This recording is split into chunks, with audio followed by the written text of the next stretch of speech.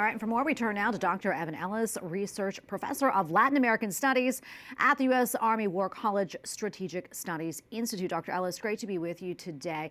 As we just heard, there is bipartisan concern that China is posing a national security threat by way of the Panama Canal. What say you? Should we be concerned?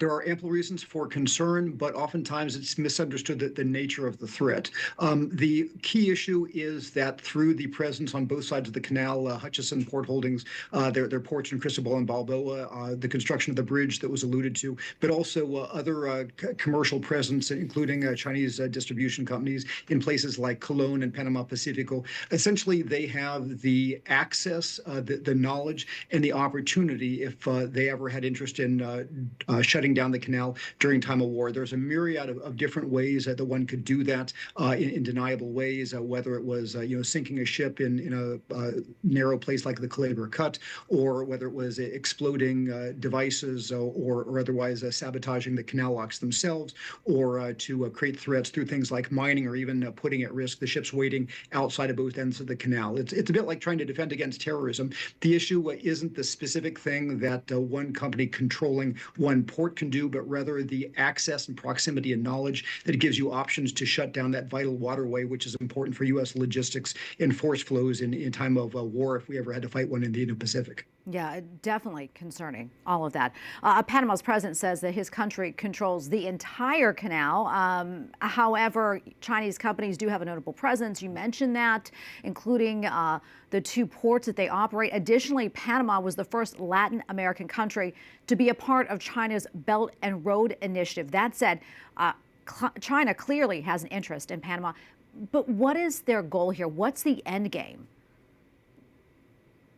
For me, the goal of China is twofold. In time of peace, it's the goal of trying to use Panama's traditional position as a logistics hub and a finance hub, and the friendly nature of the governments that it works with to be able to project its commercial influence and advance its commercial position and capture as much of the value added in the region possible, as well as sowing people-to-people relationships among friendly governments of the region. Again, and in wartime, it's about creating options for the PLA if they ever had to fight. So they're two very different goals. And I would mention the Panama Canal Authority actually is relatively well regarded in running the Panama Canal, and there are issues with the treaty compliance. There are some shady questions about the way in which Hutchison's port concessions were renewed in 2021 in very generous, questionable terms. But the real issue isn't whether the canal is being run well or not commercially. It's the issue of the nature of influence, the amount of presence,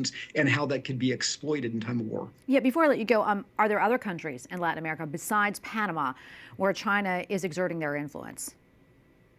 Absolutely. Virtually through the entire region, China's invested about $200 billion over the past 20 years. Its level of bilateral trade exceeds that of the United States in most places, about $500 billion the past year. That gets it a lot of influence in terms of the expectation of benefit. There are also a number of strategic projects that could be used for military purposes in time of war.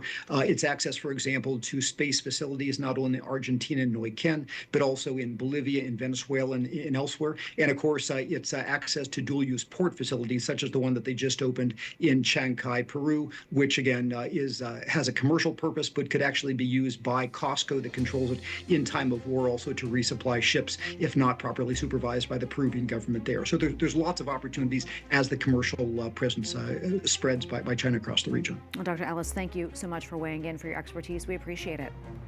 Thank you for having me.